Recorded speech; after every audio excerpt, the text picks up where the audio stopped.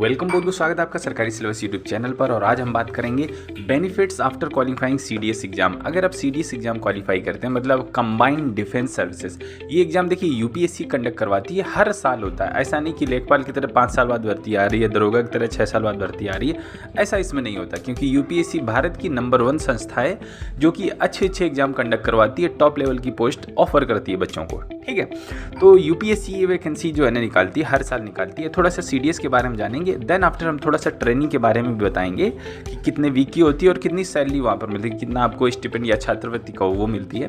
फिर इसके बाद मिलने वाली सारी सुविधाओं को बड़ी ही डिटेल में आपको पहुँचाने वाले हैं, तो बिना स्किप किए आपको देखते रहना है। देखिए, एक चीज़ और बताना चाहूँ कि अगर आपको कुछ फ्रूट वगैरह नहीं दिखता, फ्रूट का मतलब ये है कि कुछ आपको फल नहीं दिखता कि भाई नौकरी लग जाएगी तो ये होगा, एक दिमाग में चीज़ें रहती हैं तो थोड़ा ज़्यादा मन करता है। ठीक है, कि इसलिए जो है ना ये चीज़ भी ज़रूरी है कि आपको पता होनी चाहिए कि हमें क्या क्या चीज़ें मिलने वाली हैं, तो ये आपका उत्साहवर्धन करती हैं, तो आप और अच्छे से तैयारी कर सकते हो। ठीक है, तो चलिए आगे बढ़ते हैं, हम डिटेल में देखते हैं थोड़ा सा सीडीएस के बारे में, देन आफ्टर आपकी ट्रेनिंग, और उसके बाद हम जो है ना डिटेल में इसमें मिलने वाली सुविधाओं के बारे में चर्चा करने वाले हैं।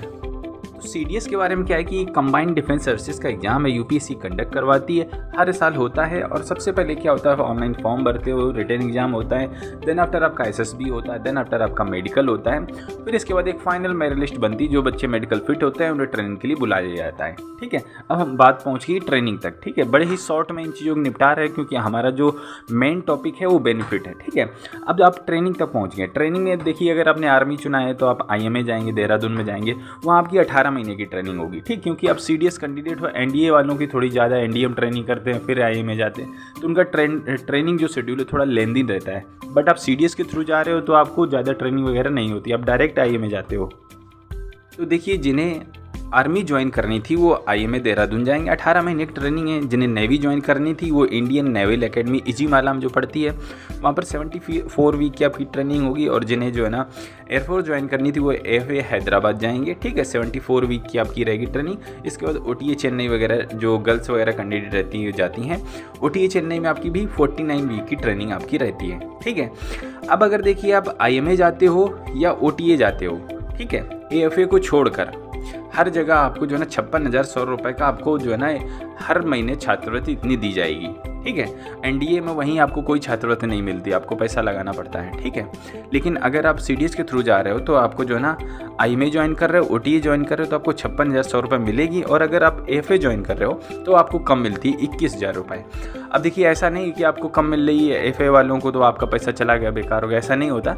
आफ्टर कंप्लीशन ऑफ ट्रेनिंग आपको सारे अमाउंट आपके क्रेडिट कर दिया जाता है। जैसे आप सक्सेसफुल आपकी ट्रेनिंग कंप्लीट हो जाती है, जैसे आप कमीशनिंग लेते हो भारतीय सेनाओं में, चाहे आर्मी में, चाहे एयरफोर्स या नेवी में, तो वैसे ही आपका जो है ना सारा का सारा पैसा आपका क्रेडिट कर दिया जाता है अकाउंट में, जो भी ट्रेनिंग का आपका बनता है। ठीक है, ये हमने बात कर ली ड्यूरिंग ट्रेनिंग आपको कितनी छात्रवृत्ति या आपको सैलरी मिलती है। ठीक है, तो आईएमए ओटीए वालों को 56,000 मिल जाता है, काफ़ी हो जाता है आपका ट्रेनिंग के दौरान, तो बिल्कुल कम ही खर्च रहते हैं आपके। ठीक है, एफए वालों को ठीक मिल जाता है, 21,000, उस समय भी आपके कम ही खर्च रहते हैं। ठीक है, अब हम देखते हैं आगे बेनिफिट्स के बारे में, आपको क्या क्या बेनिफिट्स, जो हमारा आज का मेन मुद्दा है। ठीक है, इससे क्या आपको उत्साह मिलेगा और आप अच्छे उत्साह के साथ में और आगे तैयारी कर पाओगे अपनी।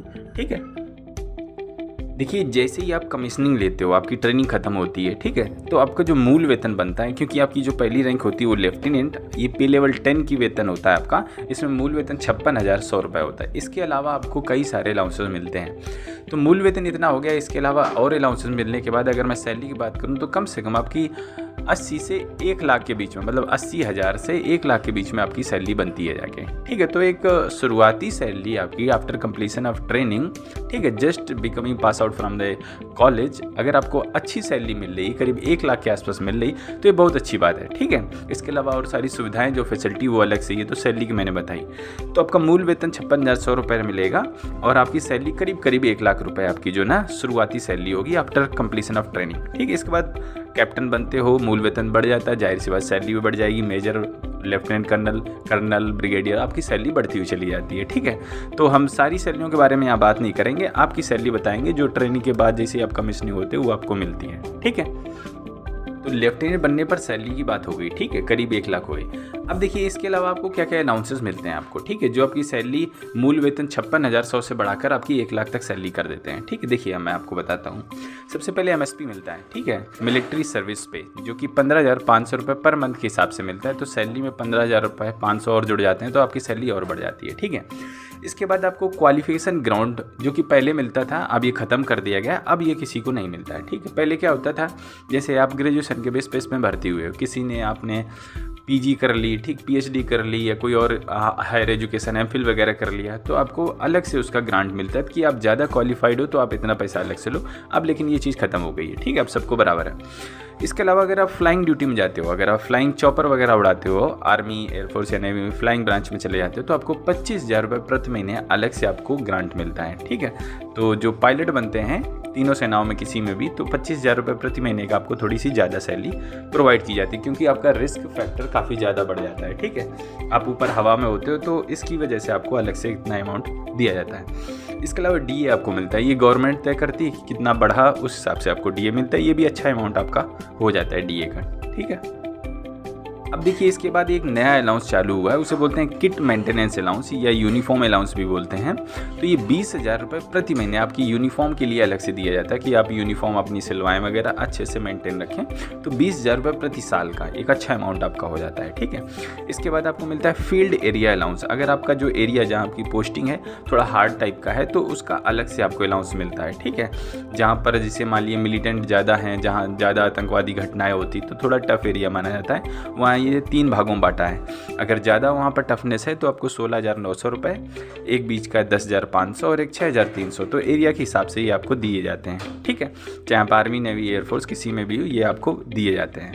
इसके बाद बात आती है 6 नंबर पे आपका हाई एल्टीट्यूड अलाउंस। अगर आप सियाचिन वगैरह जाते हो, ठीक है, तो वहाँ पर आपको अलग से 42,500 रुपये दिया जाता है।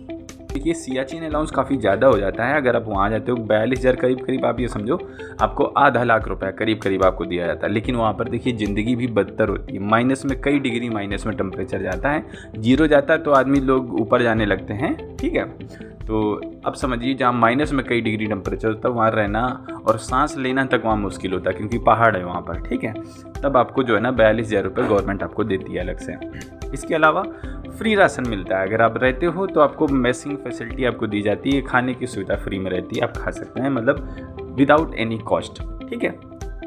और ऐसा नहीं कि आपका खाना बेकार होगा, फ्री खाना है तो बेकार, ऐसा बिल्कुल नहीं है। जो आप अफसर्स बनते हैं उनका खाना आपका अच्छा रहता है, अच्छा राशन आपको दिया जाता है, ठीक है, फ्री राशन आपको दिया जाता है। इसके बाद टीपीडीए आता है कि ये डिपेंड करता है कि आप किस सिटी में पोस्टेड हो, हर सिटी का अलग अलग रहता है। तो आप इसे गूगल पे सर्च कर सकते हैं या आप जान सकते हैं किसी भी सिटी का टीपीडीए कितना है, वो आपको प्रदान किया जाता है, ठीक है। इसके बाद एक 9 नंबर पर आपका अलाउंस आता है चाइल्ड एजुकेशन अलाउंस। ये अलाउंस अगर आपके बच्चे रहते हैं 2 बच्चों तक सीमित है, ये नर्सरी से अप टू 12th तक को मिलता है 2,250 रुपये, मतलब 2,250 रुपये प्रति महीने के हिसाब से मैक्सिमम 2 बच्चों तक प्रदान किया जाता है।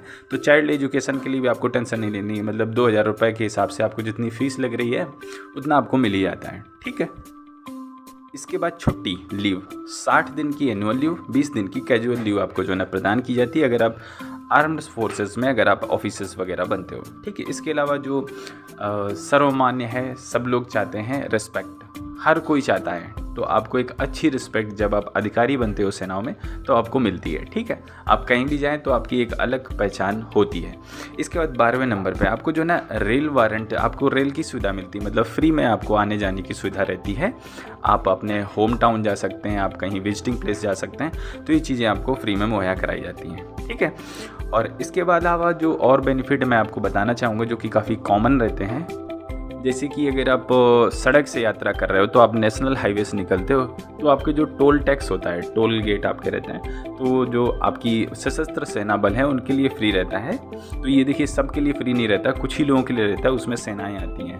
तो अगर आप सेना में जाते हो, अफसर बनते हो, तो आपको टोल टैक्स नहीं पे करना होता है। तो एक अच्छी सुविधा ये भी हो जाती है। अगर आप लॉन्ग रूट पर कहीं जा रहे हो तो आप अच्छा पैसा इसमें भी बचा सकते हो। और एक चीज़ और आपको बताना चाहूँगा, जैसे कि अगर आप सेंट्रल गवर्नमेंट, ये भी सेंट्रल गवर्नमेंट की नौकरी है, भारत सरकार के अंतर्गत आप आते हो, तो आपके लिए जो है ना एक हॉलीडे होम्स करके आपके लिए सुविधा रहती है। आप कहीं जाते हो विजिट करने तो आपको जो है ना कम कॉस्ट में होटल मुहैया कराए जाते हैं, रहने के लिए आपको स्थान दिया जाता है अच्छे अच्छे होटलों में, ठीक है। तो ये भी आपकी जो है ना एक फैसिलिटी है, क्योंकि आप घूमने जाते हो या कहीं और जाते हो, आपको होटल की ज़रूरत होती है, तो आप अपना ऑनलाइन बुक करा सकते हो इसको, और जो है ना आप इस सुविधा का लाभ उठा सकते हो, ठीक है। आप चाहें तो गूगल पे भी सर्च कर सकते हैं हॉलीडे होम्स के बारे में, ई संपदा करके वेबसाइट रहती है, आप उसका लाभ उठा सकते हैं। तो यहाँ तक हमने आपको जानकारी दी जो कुछ सुविधाएं एक CDS एग्ज़ाम जब आप क्रैक कर लेते हो, आपकी ट्रेनिंग हो जाती है, तो आपको क्या क्या फैसिलिटी मिलती है। इसके साथ ही साथ आपके परिवार वालों को भी ये सारी सुविधाएं आपको मुहैया होती हैं, ठीक है। तो उम्मीद करता हूँ ये वीडियो आपको पसंद आया होगा। अगर वीडियो पसंद आया हो तो इसे लाइक कीजिए, दोस्तों के साथ में शेयर कीजिए, और हम आपसे मिलते हैं अगली वीडियो में। तब तक के लिए वंदे मातरम।